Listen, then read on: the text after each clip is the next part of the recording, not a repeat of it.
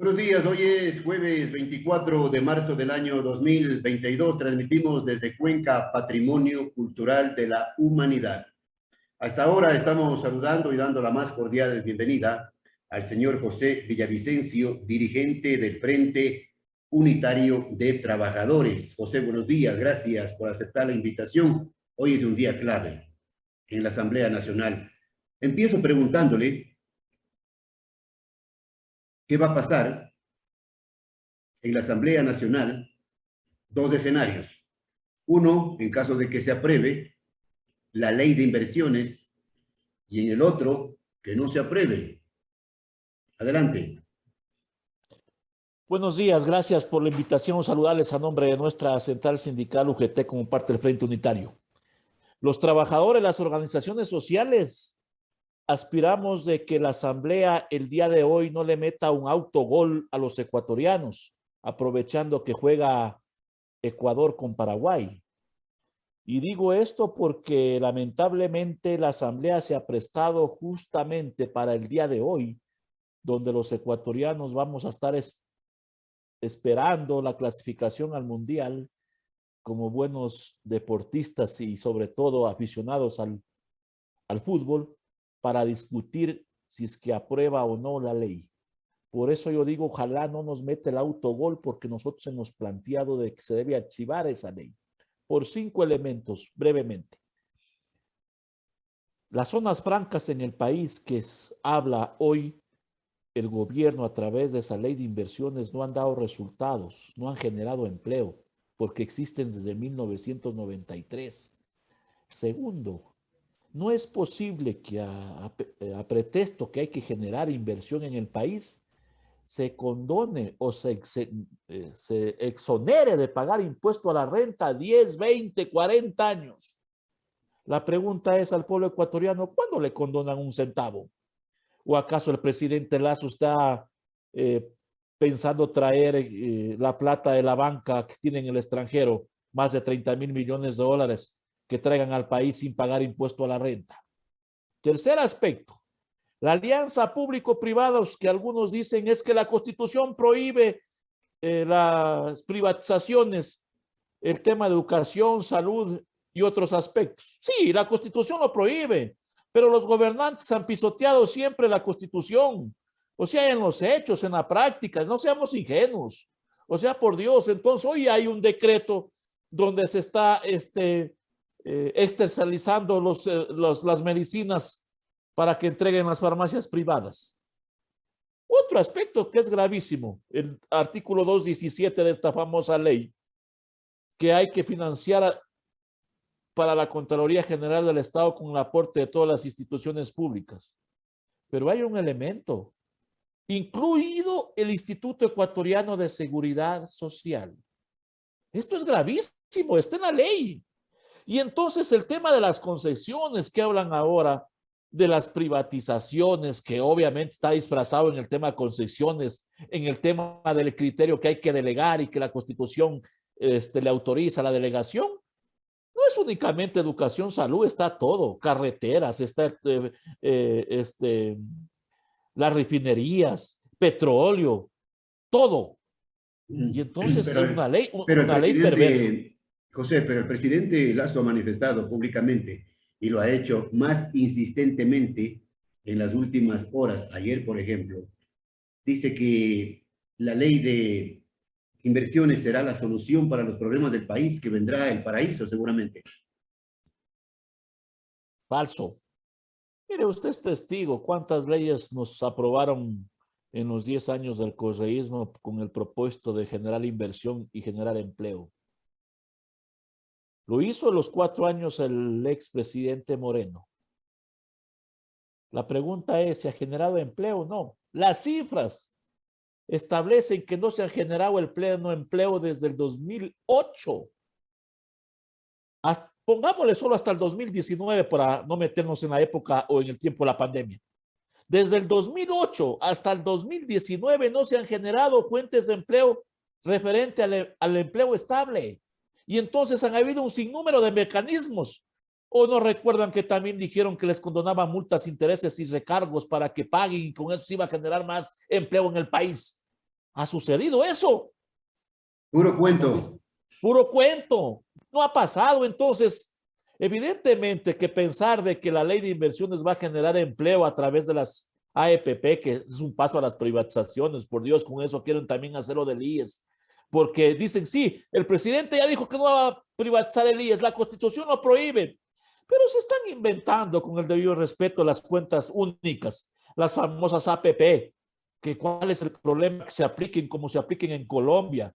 Oiga, por Dios, no se dan cuenta de que las jornadas de movilización que se dieron en Colombia fueron por estas cosas. Lo que pasó en Chile, igual manera, de que en la pandemia estaban reclamando sus ahorros de los jubilados y las famosas AEPP no les daban. Y entonces ahora se quiere eso aplicar en el país. Entonces nos dicen que no es posible que nos movilicemos, que no dejamos que el país se desarrolle. Ahora, José, si el día de hoy se aprueba la ley, porque están en el teje y maneje, no, en el tira y afloja, tratando de conseguir los votos, no mirando el futuro del país, el bienestar del pueblo ecuatoriano, sino allá entre gallos y medianoche se están entendiendo, ¿no? Entendiendo. Si se aprueba la ley, José, ¿qué va a pasar el día de mañana? Se vendrán, entiendo, más movilizaciones a lo largo y ancho del país. Hay dos cosas que hay que tomar en cuenta. Puede haber el escenario que la aprueben, o puede haber el escenario que la Asamblea vuelva a hacer la misma payasada que hicieron con la ley tributaria y entre por el Ministerio de la Ley. Si es que eso ocurre, ¿para qué Asamblea ya? ¿Para qué Asamblea Legislativa si todo va a entrar por el Ministerio de la Ley y conforme envía ya no tendría sentido que siga funcionando ya no una tendría Asamblea sentido. Nacional que no le hace ningún bien al país, que se gobierne mediante decretos y punto. Exactamente. Entonces, si es que eso ocurriera ya, ¿para qué la Asamblea? Yo digo esto porque evidentemente la Asamblea debe entender que se debe priorizar los intereses del país, de los ecuatorianos, no los intereses económicos, políticos y hasta intereses individuales. Por Dios, eso ya debe acabar. O sea, mire, con el debido respeto, mi estimado, ¿por qué creen que dejan la aprobación para el día de hoy de la ley? O sea, eso es una forma antiética, mañosa, oscura. Porque no, aquí a las 6:30 los ecuatorianos vamos a estar pendientes del partido de fútbol. Todos. Todos, por Dios, porque así es. Nos gusta el deporte, nos gusta el fútbol, somos ecuatorianos. Y sin embargo, la presidenta se presta para este juego, cuando podían haberlo aprobado el lunes o el día de ayer, o rechazarlo, porque el planteamiento nuestro es que se archive, pero evidentemente que dejan para el último, hasta para ver cómo negocian, cómo pactan. Por Dios, esto tiene que acabarse.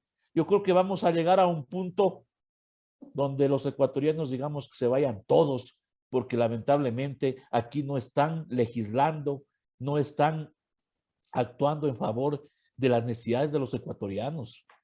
¿Qué pasó con las movilizaciones, José? Mire, ayer fue una movilización muy importante, porque retomamos la movilización post pandemia sin restricciones, si cabe el término. Muy importante en las principales provincias de nuestro país: Esmeralda, Santo Domingo, Guayas, Pichincha, Azuay, Loja, etcétera. Pero de aquí obviamente esto va a ser el abrebocas, porque desde ya empezamos a preparar lo que será el Día Internacional del Trabajo, para conmemorar los mártires de Chicago, pero obviamente para seguir enfrentando la política neoliberal. Y desde los trabajadores tendrá una particularidad, si cabe el término, por un nuevo código orgánico del trabajo, porque el gobierno insiste en tener dos leyes paralelas. Aquí les informo de que ya nos han entregado la propuesta donde vamos a analizarla el gobierno, y es lo mismo que se planteó en la ley de oportunidades. Sin embargo, dicen de que quieren generar empleo cuando no se entiende que la ley no genera empleo. Yo creo que el gobierno debería preocuparse primero del agro, el comercio, la pequeña y mediana industria, la construcción y un aspecto fundamental, el turismo. Pero para que haya o se reactive el turismo, necesitamos primero que el gobierno combata la delincuencia, combata las mafias, arregle el problema de las cárceles, porque no es de que no hay inversión o no se reactiva la economía en el tema del turismo por el Código del Trabajo, sino porque la gente, los mismos ecuatorianos, no estamos seguros ni siquiera salir al parque con nuestros hijos, pues. Entonces de eso primero debe preocuparse el gobierno como tal para reactivar una fuente que es muy importante para generar empleo. El gobierno ha demostrado completa ineptitud frente a la delincuencia, tanto en las cárceles como en las calles del país. Ya se le fue de las manos, no puede. Obviamente que sí, mire, lamentablemente esto debe preocuparle al gobierno. Y entonces, ¿cómo van a venir los turistas de otros países a conocer nuestro hermoso Ecuador cuando, por ejemplo, Guayaquil está dentro de las 50 ciudades más peligrosas? Y entonces, por Dios, de esto le debe preocupar al gobierno, pues. Entonces, si no, no se va a reactivar el tema del turismo post pandemia, si cabe el término. Entonces, el tema de las cárceles no está controlada, el tema de delincuencia tampoco, el tema del narcotráfico no se diga. Y entonces, evidentemente, decir de que ya con la ley de inversiones vamos a llegar al paraíso y se van a resolver los problemas de los ecuatorianos es totalmente falso. Yo ratifico un aspecto. El gobierno del presidente Lazo estuvo preparado para dirigir el Banco del Guayaquil, no para gobernar el país. Y eso se está reflejando porque ni siquiera se conoce las necesidades y las realidades del país. Ahora, ustedes, los dirigentes del Frente Unitario de Trabajadores y otras organizaciones sociales y políticas, han mantenido diálogos con el gobierno nacional sobre estos temas. A ver, nosotros dialogamos con el gobierno y llegamos a consensos de dos temas, laboral y seguridad social. Llegamos a consensos de sentarnos en la mesa a discutir. No es de que haya acuerdos y en el contenido como tal. Ojo, es una diferencia, yo diría, muy amplia. Acuerdos para sentarnos en la mesa a discutir, pero todavía no hay consensos y acuerdos sobre el contenido del tema del Código del Trabajo. Eso lo vamos a ver el 5 de abril. Es la próxima reunión. Segundo, en el tema de la seguridad social, ahí no hay ningún acuerdo más allá de sentarnos con el presidente Cepeda, pero nuestra postura es clara. Primero, el gobierno tiene que establecer un plan de pagos sobre la deuda, del 40% de la deuda de salud, la deuda global que bordea los 20,000 millones de dólares. Segundo, hay que elegir de manera democrática a los representantes del Consejo Directivo del IES. Y tercero, nuestra postura es clara. No vamos a permitir incremento de aportes, años de jubilación y reducir las pensiones. Por un solo elemento, afiliados, jubilados y pensionistas no somos los responsables de la situación de iniquidez que tiene el IES. Hay varios responsables que se siguen siguiendo de los ecuatorianos, está el señor Richard Espinosa, el señor González, el señor Cordero, entre otros. Los delincuentes de cuello blanco que han saqueado los recursos de los afiliados durante décadas y ahora pretenden que paguemos las consecuencias, los afiliados, los jubilados. ¿Cómo así vamos a pagar esas consecuencias? Tienen que haber responsables. Mire, con el informe del señor Richard Espinosa, que en ese entonces era presidente del Consejo Directivo del IES, se aprobó la famosa Ley de Justicia Laboral, donde se eliminó el 40%. Si le sumamos el UCO cesante 2015 al 2018 que estuvo vigente esa ley, el IES perdió 9,000 millones de dólares. ¿Quién paga eso? ¿Los afiliados, jubilados y pensionistas? Por supuesto que no. Él también pretendió desconocer la deuda de salud que en ese entonces bordeaba los 3,527 millones de dólares. Y se está paseando con los recursos que se le robaron al pueblo ecuatoriano. No, están libres, disfrutando en el exterior. En el exterior y aquí, de las delicias del poder. Mire, el señor González está en el hermano país de Perú y no lo pueden atrapar. No pasa nada, y no pasa nada. Mire, hay un aspecto que hizo el señor González. Derivar a los pacientes del IES a las clínicas privadas. Obviamente estaba bien. Si el IES no tenía los instrumentos, había que derivar. ¿Sabe cuál era lo incorrecto? Lo corrupto, lo inmoral. Que pagaron el doble, el triple por derivar a un paciente a una clínica Y privada. el negociado de los medicamentos. Exactamente el negocio. Y el call center que costó millones. A eso iba. El negociado de los medicamentos, el negociado de la construcción de hospitales, el famoso call center, que no resolvió absolutamente nada y únicamente para los actos de corrupción. Y entonces, evidentemente, ¿dónde están? ¿Por qué no están detenidos? Por Dios. Y ahora quieren que los afiliados, jubilados y pensionistas paguemos estos aspectos. Evidentemente que esto no podemos aceptar de ninguna manera. Entonces, el pueblo tiene que estar consciente que no se puede seguir descargando la crisis en las espaldas de quien generamos la riqueza. Y entonces, evidentemente, ahora hay una campaña de decir de que no cambiamos el discurso. La pregunta es, ¿acaso ellos han cambiado su punto de vista de resolver los problemas del pueblo ecuatoriano? No, sino siguen beneficiando a los mismos de siempre. Y entonces hay un sinnúmero de cosas y frente a eso, el derecho a la resistencia, a la protesta social se va a mantener. El gobierno fue claro, voy a vender el Banco del Pacífico, nos dijo, nosotros le hemos dicho, lo vamos a defender. Entonces hay posturas, más allá de sentarnos a discutir, a debatir en estas dos mesas, eso no significa renunciar al derecho a la resistencia y a la protesta social. Ahora, lo que quieren las mafias políticas es que venga el caos en el país para poder gobernar, volver nuevamente seguramente a continuar con el saqueo, ¿no? Mire, yo creo que el pueblo ecuatoriano no puede olvidarse de varios aspectos. Y lo decimos claramente, quien abrió las puertas al neoliberalismo fue el expresidente Correa. Moreno y Lazo han ejecutado. Segundo, esto de derivar o de las alianzas público-privadas, ¿quién aprobó esa ley? Los 100 alzamanos en su momento, porque hablaban de las alianzas público-privadas. Y entonces, ahora, ¿sabe cuál es lo grave? Que el que condenaba esa política, como era o como es el actual presidente Lazo, está ejecutando. O sea, en la práctica vienen a hacer lo mismo. O sea, el uno hizo, en su momento lo condenaban, pero ahora yo ejecuto eso. Y entonces, si yo soy coherente, digo, y condenaba, ¿por qué estoy ejecutando? Evidentemente porque son parte de lo mismo. Y entonces, uno trazó la línea o trazó las reglas y el otro ejecuta. ¿Y cuál es el perjudicado?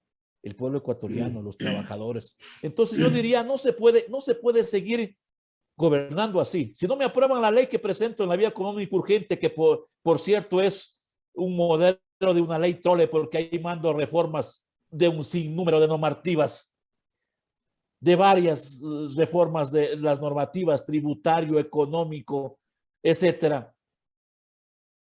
Amenazo con la muerte cruzada. Así están ahora. ¿Y qué piensan, entonces, ¿y qué piensan ustedes de la muerte cruzada?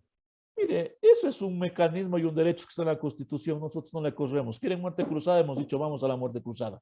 ¿Quieren consulta popular? Vamos a la consulta popular. Pero ya déjense de estar amenazando, chantajeando. Está en la potestad, tiene la asamblea, lo tiene el ejecutivo. ¿Por qué si cree que no sirve la institucionalidad del Estado, no firme el decreto y vamos a muerte cruzada? Pero que no sirva de chantaje, que no sirva como un mecanismo para estar negociando y ni siquiera no negocian en beneficio del país, sino a través de presiones económicas, políticas y beneficios personales. Por Dios, el pueblo ecuatoriano ya está cansado de estas prácticas. Y entonces, evidentemente, yo me decía en su momento como que va a llegar el punto de que se vayan todos. Bueno, hablando de saqueos, señor Villavicencio, el tema del ISPOL es escandaloso, ¿no? Escandaloso, por decirlo menos. Mire, no hay que darse tantas vueltas. Debe responder el expresidente Correa, el mismo expresidente Moreno, la ex ministra Romo y también el actual gobierno, porque hicieron ahí. Y ahí hay un personaje que no se lo nombra, como que les da miedo nombrarlo. El señor ex asambleísta Serrano. Él tiene que responder. José Serrano. Exactamente, José Serrano, que no lo nombran, no sé por qué no lo nombran, qué tendrá o qué poder o qué manejará.